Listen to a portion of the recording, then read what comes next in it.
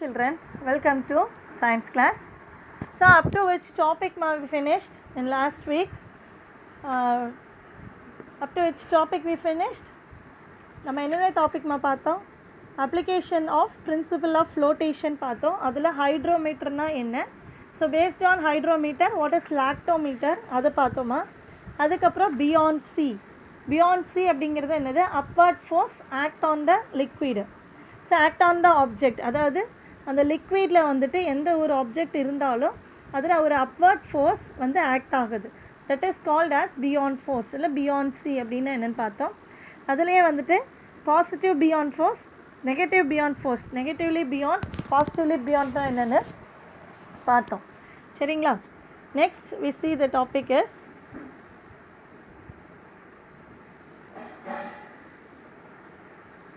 do you know box. The beyond force இது வரைக்கும் நம்ம பார்த்தோமா லாஸ்ட் வீக்கில், ஐ மீன் டியூஸ்டே கிளாஸில் பார்த்தோம். So do you know box கவனிங்க. salt water provides more beyond force. salt water provides more beyond force than fresh water. அதாவது fresh வாட்டரை விட சால்ட் வாட்டரில் வந்துட்டு பியாண்ட் ஃபோர்ஸ் அதிக அளவில் இருக்கும். பியாண்ட் ஃபோர்ஸ்னால் என்னது? அதாவது தண்ணி மேலே ஏதாவது ஒரு ஆப்ஜெக்ட் விழுகுது அப்படின்னா அந்த ஆப்ஜெக்டை வந்து மூழ்க விடாமல் மேல் நோக்கி, அதாவது மேல் நோக்கி உந்து விசை அப்படின்னு சொல்லுவாங்க, ஒரு அப்வர்ட் ஃபோர்ஸை வந்து ஆக்ட் பண்ணக்கூடியது. அதை தான் வந்து இங்கே பியாண்ட் ஃபோர்ஸ் அப்படின்னு சொல்கிறோம். So salt water provides more beyond force than fresh water because beyond force depends on, beyond force எதை டிபெண்ட் பண்ணி இருக்கு? as much on the density of fluids as on the volume displaced. அப்போ அந்த liquid, அந்த ஃப்ளூயிடோட டென்சிட்டியே depend பண்ணி இருக்குது எது? இந்த beyond force. So salt water provides more beyond force than fresh water because ஏன் அப்படின்னா பியாண்ட் ஃபோர்ஸ் எதை டிபெண்ட் பண்ணி இருக்குதா? as much on the density of fluids as on the volume displaced. எவ்வளோ வாட்டர் டிஸ்பிளேஸ் ஆகுதோ அந்த அளவுக்கு அந்த டென்சிட்டி ஆஃப் ஃப்ளூயிட்ஸை டிபெண்ட் பண்ணி இருக்குது இந்த பியாண்ட் ஃபோர்ஸ் அப்படின்னு சொல்கிறாங்க. அடுத்தது நம்ம பார்க்க போகிறது என்னென்னா Cartesian diver. So Cartesian diver அப்படிங்கிறது ஒன்றும் இல்லைம்மா, இது எதுக்கானது அப்படின்னா திஸ் இஸ் அன் எக்ஸ்பிரிமெண்ட், ஒரு சயின்ஸ் எக்ஸ்பிரிமெண்ட்டுன்னு சொல்கிறாங்க. எதுக்காக, எதை நிரூபிக்கிறதுக்கு அப்படின்னா Cartesian diver is an experiment that demonstrates the principle of buoyancy.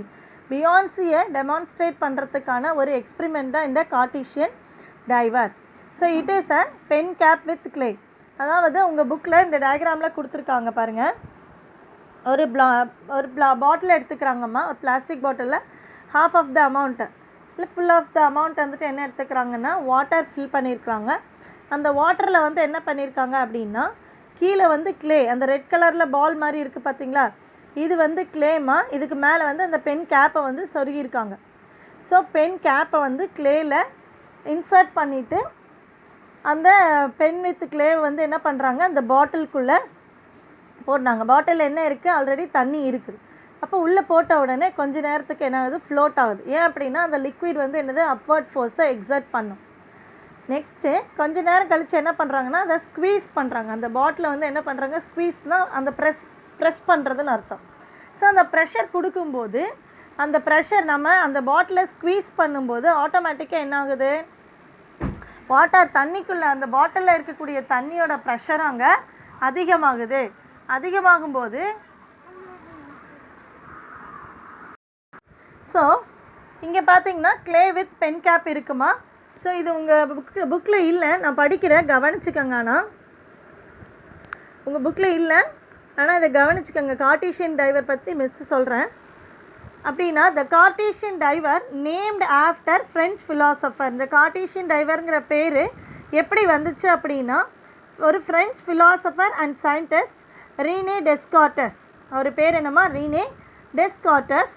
இது எதை பேஸ் பண்ணி ஒர்க் பண்ணுது அப்படின்னா work because of the several factors.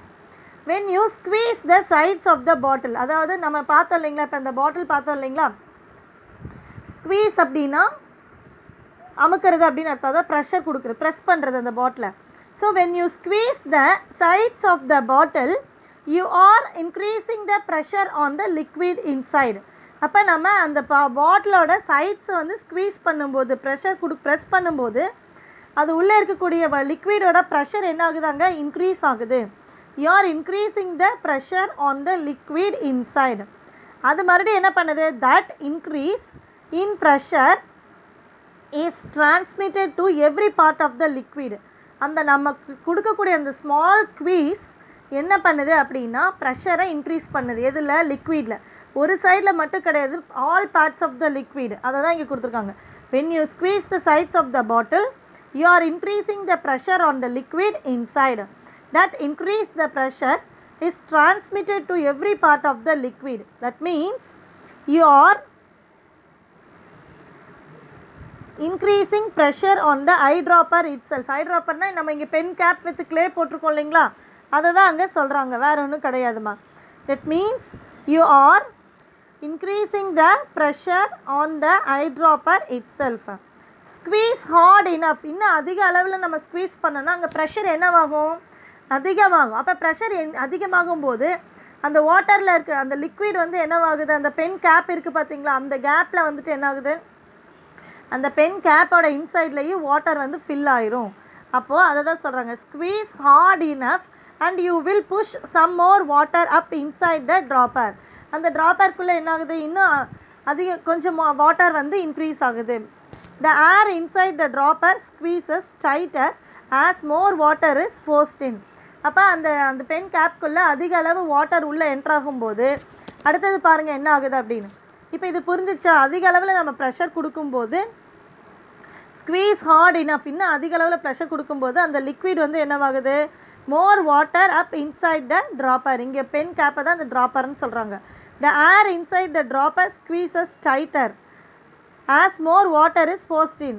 அப்போ அந்த தண்ணி வந்து அதிக அளவில் உள்ளே போயிடுது. அப்போ ஆட்டோமேட்டிக்காக என்னவாயிரும், வாட்டரோட டென்சிட்டியை விட இந்த பென் கேப்போட டென்சிட்டி வித் கிளே வந்து என்னவாயிரும், அதிகமாயிரும். So increasing the density. Now water is much denser than air. ஏரை விட பார்க்கும்போது வாட்டர் வந்து அதிக அளவில் டென்ஸாக இருக்கும். So when you push more water inside the ட்ராப்பருக்குள்ளே அதிக அளவு தண்ணி உள்ளே போயிடுச்சுன்னா you increase its overall density. அந்த ட்ராப்பரோட டென்சிட்டி என்னவாகிறாங்க, அதிகமாயிரும். Once its density is greater, density அதிகமாகிடுச்சுன்னா ஆட்டோமேட்டிக்காக என்னவாயிரும், then that of it surrounding, அதாவது சுற்றி இருக்கக்கூடிய தண்ணியோட லெவலை விட அந்த வாட்டரோட டென்சிட்டியை விட அந்த பென் கேப்பில் வாட்டர் வந்து புஷ் ஆகி அந்த டென்சிட்டி அதிகமாகிடுச்சுன்னா ஆட்டோமேட்டிக்கலி என்னாக ஆரம்பிச்சிடும், இட் வில் சிங்க், மூழ்க ஆரம்பிச்சிடும் அப்படின்னு சொல்கிறாங்க. புரிஞ்சுதுங்களா? இப்போ நான் சொன்னது என்னென்ட்டு ஒன்றுமே கிடையாது. ஒரு பிளாஸ்டிக் பாட்டில் எடுத்துக்கிறாங்க, அதில் வாட்டர் இருக்குது. வாட்டர் எடுத்துக்கிட்டு அதில் வந்துட்டு பென் கேப் வித் கிளே எடுத்துக்கிறாங்கம்மா ஃபஸ்ட் இனிஷியலாக.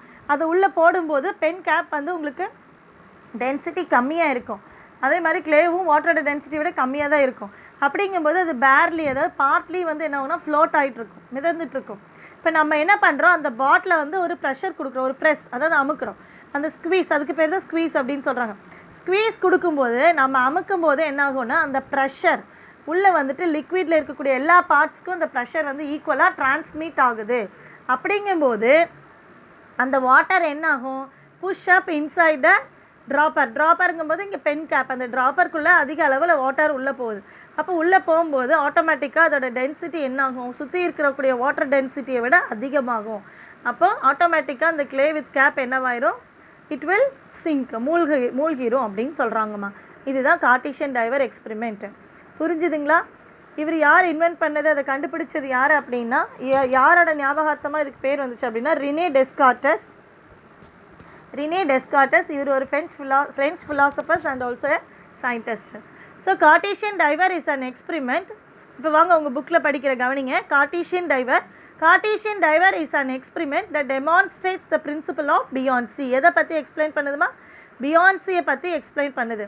It is a pen cap with clay. நம்ம எடுத்துக்கிட்டது என்னது, டயக்ராமில் பார்த்துருப்பீங்க already, pen cap with clay. The Cartesian diver contains just enough liquid that is barely floats. அதாவது அதுக்கு தேவையான தண்ணி எடுத்துகிட்டு, அந்த பாட்டிலில் தண்ணி எடுத்துகிட்டு, அந்த கார்ட்டீசியன் டைவருங்கிறது பென் கேப் வித் கிளே, அதை தான் கார்ட்டீசியன் டைவர்னு சொல்கிறாங்க. ஜஸ்ட் இனஃப் லிக்விட், அந்த கார்ட்டீசியன் டைவருக்கு என்ன வேணுமா, தேவையான அளவு தண்ணி இருக்கணும்.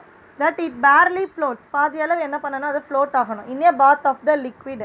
It remaining volume is filled with air. மீதி இருக்கக்கூடியது என்ன ஆகும், ஃப்ளோட் ஆகிட்டு இருக்கும்போது பாதி வந்து என்னவாக இருக்கும், ஏரில் ஃபில் ஆகிருக்கும். வென் ப்ரெஸ்ஸிங் த பாத், அதாவது நம்ம வெளியிலேருந்து ஸ்க்வீஸ் பண்ணுறோம் அந்த பாட்டிலை, அப்போ ப்ரெஷர் வந்து என்ன ஆகுது, all parts of the liquid வாட்டருக்கும் வந்து இன்க்ரீஸ் ஆகுது. அப்போ த அடிஷ்னல் வாட்டர் அந்த ஸ்க்வீஸ் பண்ணும்போது additional water enters the diver, thus increasing the average density of the diver. அந்த டென்சிட்டி அதிகமாகும் போது and thus it sinks. இது ஆல்ரெடி நான் உங்களுக்கு எக்ஸ்பிளைன் பண்ணிட்டேன். ஸோ கார்ட்டீசியன் டைவர் இப்போ புரிஞ்சிச்சிங்களா தெளிவாக? நெக்ஸ்ட் டாபிக் என்னன்னு பார்க்குறோம். So next topic is Archimedes principle. So here Archimedes principle is the consequence of Pascal's law. So Pascal's law மாதிரியே தான், அதாவது ஒரு பாயிண்டில் நம்ம ப்ரெஷர் கொடுத்தோம் அப்படின்னா ஈக்குவல் சைட்ஸ் என்ன ஆகும், அந்த ப்ரெஷர் வந்து ஈக்குவலாக டிரான்ஸ்மிட் ஆகுங்கிறது தான் Pascal's law. Archimedes principle also like that. Principle is the consequence of Pascal's law. According to legend, Archimedes devised the principle of hydrostatic balance. அவர் எதை நிரூபித்தார் அப்படின்னா ஹைட்ரோஸ்டாட்டிக் பேலன்ஸை சொல்கிறாரு. After he noticed his own apparent loss in weight. அதாவது அவர் வந்து பாத் டப்பில் வந்துட்டு போய் குளிக்க போகிறாங்கம்மா. அப்படி குளிக்க போகும்போது அவர் வந்து தண்ணிக்குள்ளே போனோன்னே அவரோட நம்மளோட ஃபார் எக்ஸாம்பிள் நம்மளே வந்துட்டு ஒரு டப்பில், அதாவது ஒரு பெரிய நம்ம இப்போ ஒரு இல்லை ஸ்விம்மிங் பூல்லே நம்ம இறங்குறோம் அப்படின்னா நம்ம இறங்க நம்மளோட பாடியோட வெயிட் வந்துட்டு அங்கே லாஸ் ஆகிற மாதிரி நம்ம கண்டிப்பாக ஃபீல் பண்ணுவோம். இல்லைன்னா ஒரு பெரிய பாத் டப்பில் வந்துட்டு தண்ணி வச்சுட்டு நம்ம குளிக்க போனால் கூட நம்மளோட பாடி வந்து உள்ளே இறங்கும்போது நம்மளோட வெயிட் வந்து என்ன இருக்கும், அங்கே லாஸ் ஆகிற மாதிரி இருக்கும். சரிங்களா? அதுதான் இதோட கதையே, இந்த ஆர்கிமிடிஸ் பிரின்சிபிள் என்ன அப்படிங்கிறத பார்ப்போவாங்க. He noticed his own apparent loss in weight. Apparent லாஸ்னால் அவரோட உடலோட எடையை வந்துட்டு அதிக அளவில் இல்லை அப்படிங்கிற மாதிரியே உணர்றாரு. எடை வந்து ரொம்பவே குறைஞ்சது மாதிரி உணர்றாரு. So he noticed his own apparent loss in weight while sitting in his bath. The story goes that he was so enthused. அவர் ரொம்ப ஆர்வமாக இருந்தார் அதை பற்றி தெரிஞ்சுக்கிறதுக்கு. With his discovery that he jumped out. அப்போ அவர் கண்டுபிடிச்ச உடனே அவர் வந்து என்ன பண்ணுறாரு, அப்படியே ஒரே சந்தோஷத்தில் ஜம்ப்ட் அவுட், அதுலேருந்து அந்த பாத் டப்லேருந்து வெளியில் குதிச்சு and his bath and ran through the town, உள்ளே ஃபுல்லாக ஓடுறாரு. அப்புறம் என்ன சொல்கிறாரு, யுரேக்கா, ஹி ஷவுட்டிங் யுரேக்கா. ஏன்னா அவர் கண்டுபிடிச்ச அந்த பிரின்சிபல், அவர் டிஸ்கவர் பண்ணியிருக்காரு. அவரோட வெயிட் வந்து என்னவாயிருக்கு, அப்பேரண்ட் லாஸை வந்து அவரே உணர்ந்திருக்கிறாரு. அவர் டிஸ்கவர் பண்ண அந்த சந்தோஷத்தில் அவர் வந்துட்டு என்ன சத்தம் போடுறாரு, யுரேக்கா யுரேக்கா அப்படின்ட்டு சத்தம் போட்டுகிட்டே போகிறார். ஸோ ஆர்கிமிடிஸ் பிரின்சிபல், இதை 2 மார்க்கில் மார்க் பண்ணிக்கோங்க. Archimedes principle states that a body immersed in a fluid. அதாவது ஆர்கிமிடிஸ் பிரின்சிபல் படி என்ன சொல்கிறாங்கன்னா, Archimedes principle states that a body immersed மூழ்கிறதுன்னு அர்த்தம், in a fluid experiences என்ன உணரப்படுது, vertical upward beyond force. அந்த பாடி மேலே நம்ம ஆல்ரெடி பார்த்துருக்கோம்ல, பியான்சினா என்னது, எந்த ஒரு ஆப்ஜெக்ட் தண்ணிக்குள்ளே வாட்டருக்குள்ளே போகுதோ அந்த ஆப்ஜெக்ட் மேலே தண்ணியிலேருந்து என்னது ஒரு அப்வர்ட் ஃபோர்ஸ் வந்து ஆக்ட் ஆகுது. அதை தான் இங்கே வந்து அப்வர்ட் ஃபோர்ஸ் ஆக்ட் ஆகிறதுனால தான் அது மிதக்கிறது, இதில் மூழ்கிறது எல்லாமே நடக்குது. ஸோ அப்போ Archimedes principle states that a body immersed in a fluid experiences a vertical upward buoyant force. அந்த பியாண்ட் ஃபோர்ஸ் எதுக்கு ஈக்குவலாக இருக்குது அப்படின்னா, equal to the weight of the fluid it displaces. அதாவது ஏதோ ஒரு நம்ம கையே உள்ளே விடுறோம்னா நம்ம கை எவ்வளோ தூரத்துக்குள்ளே போகுதோ அந்த அளவுக்கு தண்ணி வந்து என்னவாகுதாங்க, டிஸ்பிளேஸ் ஆகுது. இல்லை ஒரு கப் ஆஃப் வாட்டர் எடுக்கிறோம் அப்படின்னா, ஒரு மக் எடுத்துகிட்டு அதில் தண்ணி எடுக்கிறோம், உள்ளே டிப் பண்ணுறோம் அப்படின்னா அந்த மக்கு எவ்வளோ உள்ளே போகுதோ அந்த அளவுக்கு வாட்டர் என்னவாகாங்க, டிஸ்பிளேஸ் ஆகுது. இதை தான் ஆர்கிமிடிஸ் பிரின்சிபல் சொல்கிறாங்க. So Archimedes principle states that a body immersed in a fluid. ஒரு பாடி ஏதோ ஒரு ஆப்ஜெக்ட் தண்ணிக்குள்ளே மூழ்கும் போது என்ன உணரப்படுது அப்படின்னா, எக்ஸ்பீரியன்ஸஸ் அ vertical upward buoyant force act ஆகுது. அது மேலே அந்த ஆக்ட் ஆகிற ஃபோர்ஸ் வந்து எதுக்கு ஈக்குவலாக இருக்கும் அப்படின்னா, equal to the weight of the fluid it displaces. அது வந்து என்ன பண்ணுது, அந்த வெயிட் ஆஃப் த ஃப்ளூயிட் அது அவ்வளோ வெயிட் டிஸ்பிளேஸ் பண்ணுது அப்படின்னு சொல்கிறாங்க. So when a body is partially or completely immersed in a fluid at rest, அந்த தண்ணி வந்து எப்படி இருக்கணும், ரெஸ்ட்டில் இருக்கணும், மோஷனில் மூவிங்கில் இருக்கக்கூடாது, ஃப்ளூயிட் அட் ரெஸ்ட் அதை தான் சொல்கிறாங்க. when a body ஏதோ ஒரு பொருள் பார்ஷியலாக பாகுதியாக மூழ்குது இல்லைன்னா கம்ப்ளீட்டாக ஃபுல்லாகவே மூழ்கிடுது அப்படின்னா in a fluid at rest it experiences an upthrust. upthrustனா மேல் நோக்கு உந்து விசை அப்படின்னு அர்த்தம். மேல் நோக்கு உந்து விசை upthrust அதை தான் சொல்கிறாங்க. upthrust force which is equal to the ஒரு upward force ஆக்ட் ஆகுது. அந்த ஃபோர்ஸ் எதுக்கு ஈக்குவலாக இருக்கும்னா எவ்வளோ வாட்டர் அது டிஸ்பிளேஸ் பண்ணுது. So which is equal to the weight of the fluid displaced by it. ஒன்றும் இல்லைம்மா, பக்கெட் ஆஃப் வாட்டர் வச்சுருக்கீங்க, அந்த ஃப்ளூயிட் வந்து ரெஸ்ட்டில் இருக்குது. இப்போ நீங்கள் சடனாக ஏதாவது ஒரு மக்கை உள்ளே விடுறீங்க, அப்போ என்ன ஆகும், மக்கு எவ்வளோ தூரத்துக்கு உள்ளே போகுதோ அந்த அளவுக்கு வாட்டர் வந்து என்னவாகும், அதிலிருந்து டிஸ்பிளேஸ் ஆகும், வெளியில் வரும். இப்போ உங்கள் பக்கெட் ஃபுல்லாக தண்ணி அப்படியே நிரப்பி வச்சுருக்கீங்க, பக்கெட் ஃபுல்லாக தண்ணி இருக்குது. அப்போ அந்த இடத்துல வந்து நீங்கள் கப்பை மக்கை உள்ளே போடுறீங்க. மக்கை உள்ளே போடும்போது ஆட்டோமேட்டிக்காக அந்த மக்கோட மாஸ், அந்த வெயிட் எவ்வளோ இருக்கோ அந்த வெயிட்டுக்கு தண்ணி கண்டிப்பாக என்னாகும், டிஸ்பிளேஸ் ஆகும். இதுதான் ஆர்கிமிடிஸ் பிரின்சிபல், வேறு ஒன்றும் கிடையாது.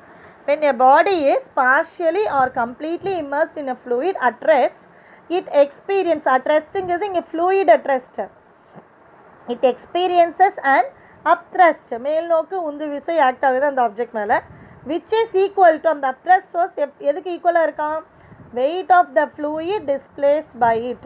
So due to the upthrust acting on the body it apparently loses. அப்போ இந்த upthrust acting அந்த பாடி மேலே ஆக்ட் ஆகிறதுனால தான் அந்த பொருளோட எடை வந்து பாதியாக குறைஞ்ச மாதிரி இருக்குது அப்படின்னு சொல்கிறாங்க. இன்னொரு எக்ஸாம்பிள் கூட சொல்லலாம். இப்போ நம்ம ஃபார் எக்ஸாம்பிள் உங்கள் வீட்டிலலாம் அம்மா துணி துவைக்கிறாங்கன்னு வச்சுக்கோங்களேன், ஒரு பெட்ஷீட்டே எடுத்து அலசுகிறாங்க. இப்படி அலசும்போது தண்ணிக்குள்ளே விடும்போது அந்த பெட்ஷீட்டோட வெயிட்டே நமக்கு தெரியாது. அதுவே தண்ணியிலேருந்து வெளியில் எடுக்கும்போது பெட்ஷீட் அது இருந்ததை விட வெயிட்டை விட அதிக டபுள் மடங்கு வெயிட்டாக இருக்கும், ஏன்னா வாட்டரை அப்சார்ப் பண்ணுறதுனால.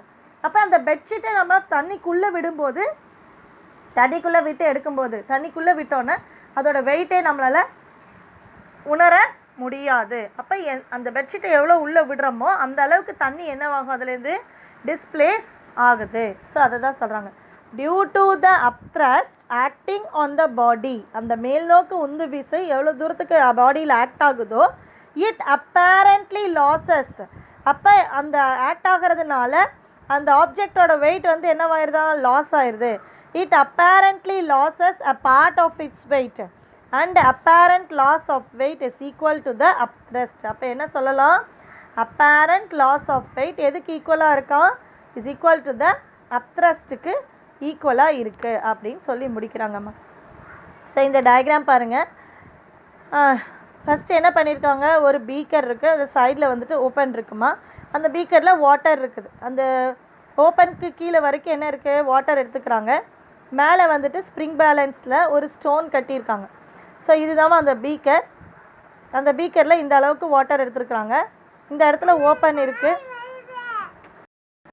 ஸோ இங்கே வந்து பீக்கர் எடுத்துக்கிறாங்கம்மா, பீக்கரில் தண்ணி ஃபில்லாக இருக்குது. நெக்ஸ்ட்டு இதில் மேலே வந்துட்டு ஸ்ப்ரிங் பேலன்ஸில் ஸ்டோன் கட்டியிருக்காங்க. So W1 equal to true weight of an object. W1ங்கிறது என்னம்மா, true weight of an object. இப்போது அந்த ஸ்டோனை வந்து இந்த வாட்டருக்குள்ளே டிப் பண்ணுறாங்க.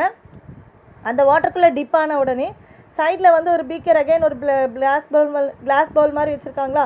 அப்போ அந்த ஸ்டோன் உள்ளே போகிற வெயிட்டுக்கு என்னவாகுது, அந்த வாட்டர் வந்து டிஸ்பிளேஸ் ஆகுது. இந்த ரைட் சைடில் கொடுத்துருக்காங்க பாருங்கள், ஸ்டோன் எவ்வளோ வெயிட்டுக்குள்ளே லாஸ் ஆகுதோ அந்த அளவுக்கு அதோட apparent loss of weight is equal to upthrust force பார்த்தோம் இல்லைங்களா. அப்போ அது வந்து என்னது, அந்த அளவுக்கு வாட்டர் அது டிஸ்பிளேஸ் பண்ணுது. அதை தான் இங்கே கொடுத்துருக்காங்க. W2 is equal to amount of water displaced. W1ங்கிறது true weight of an object, W2ங்கிறது என்னம்மா, amount of water displaced. So upthrust is equal to the weight of the fluid displaced. thus for a body either partially or completely immersed in a fluid. So அதாவது ஒரு பாடி வந்துட்டு பார்ஷியலாவோ இல்லை completely ஃப்ளூயிடில் immerse ஆயிருந்துச்சுன்னா அப்போ upthrust என்ன இருக்கும் அப்படின்னா, upthrust equal to weight of the fluid displaced. Upthrust equal to என்ன எழுதணும், weight of the fluid displaced equal to, அதுக்கு பதிலாக என்ன எழுதுறாங்க, apparent loss of weight of the body. அப்படி எழுதலாம்ல, எவ்வளோ தூரம் வாட்டர் டிஸ்பிளேஸ் ஆகுதோ அங்கே பாடி உள்ளே போகும்போது என்னாகும், அப்பேரண்ட் லாஸ், அதோட எடை, அந்த ஆப்ஜெக்டோட எடை வந்து அது இழக்குது அப்படின்னு சொல்கிறாங்க. ஸோ அப்போ அப்த்ரஸ்ட் ஈக்குவல் டு என்னது, weight of the fluid displaced.